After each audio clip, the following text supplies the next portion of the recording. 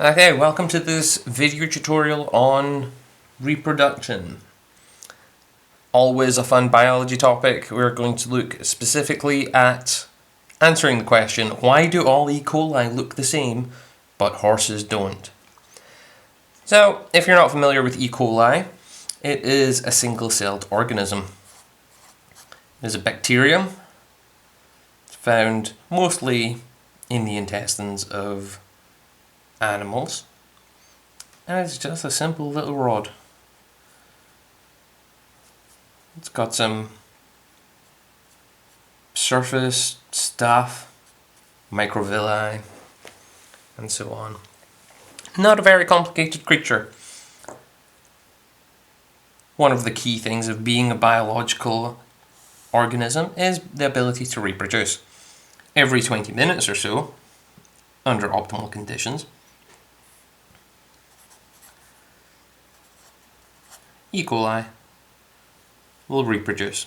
One cell will split into two.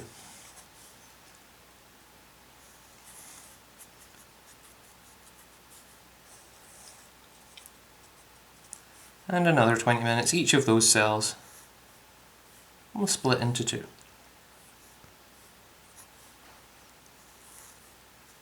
So this is the concept of mitosis, of cell division, where you have a parent cell producing two daughter cells.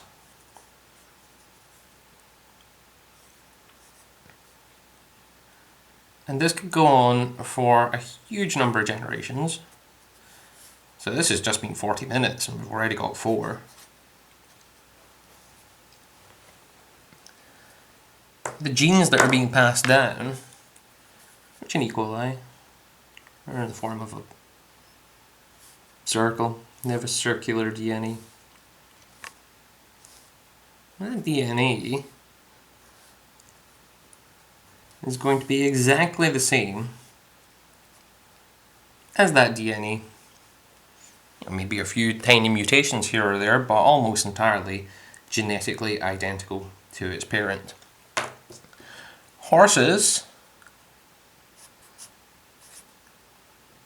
are much bigger than E. coli. No surprises there.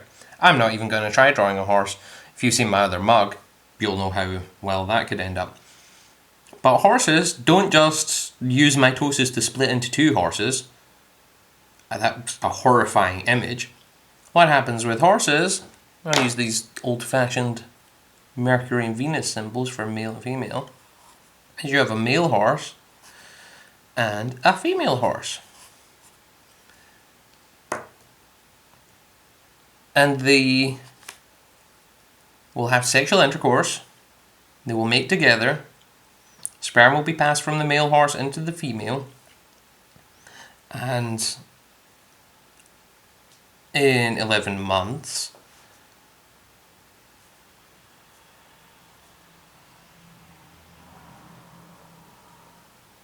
there will be a foal.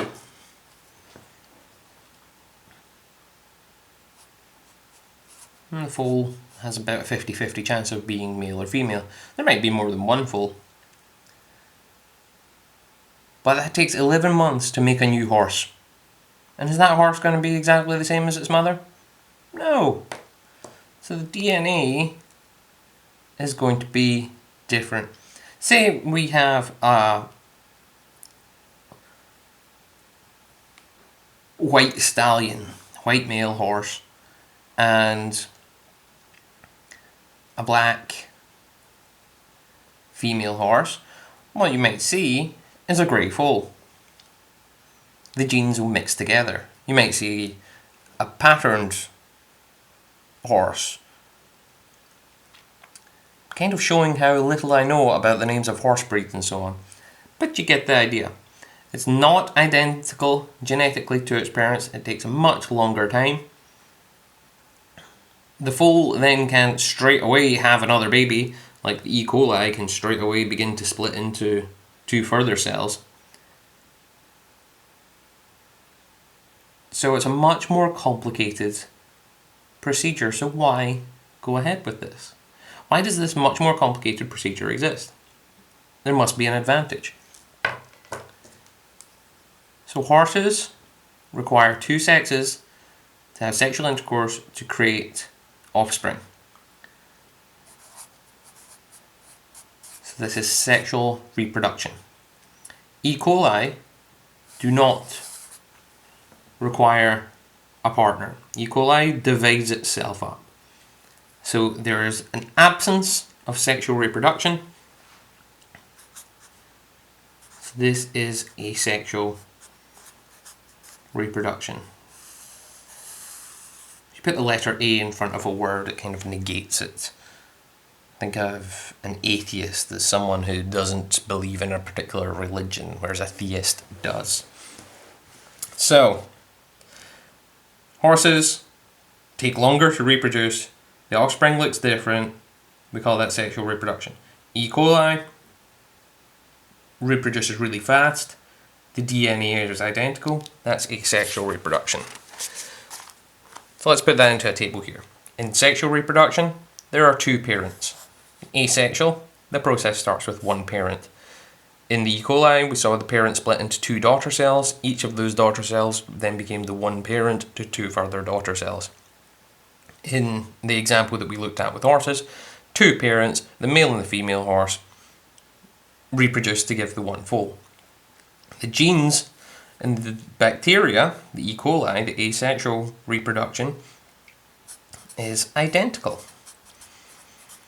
They're all effectively clones of that single parent, whereas in sexual reproduction, the genes are different. There is a variation there. So what is the big advantage to this much more complicated, longer process than the asexual reproduction? So the asexual reproduction will take first. The big advantage there is it's much faster. You can create a large number of offspring in a relatively short time. The big advantage to sexual reproduction is that genetic diversity, the genetic variance.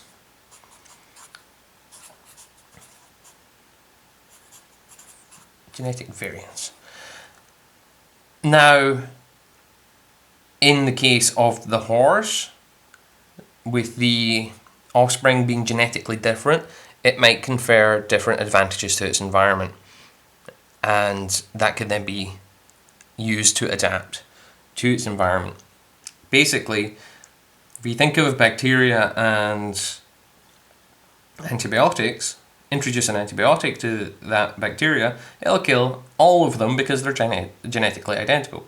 Now, one might mutate and then become immune to that antibiotic, and that is the case when you get antibiotic resistance. And then that one could replicate a lot faster. But you have to rely on that mutation to occur for your species to prevail. Species that engage in sexual reproduction, the parents have genetically different offspring, and those offspring will be able to, or may be able to, adapt to their environment in a different way because of this greater genetic variance. So to sum up again, sexual reproduction, two parents, different genes, and that is the advantage, that these different genes can help a species adapt to its environment. Asexual reproduction, where there's only one parent, the offspring are genetically identical to the parent, is faster, but there's no variance.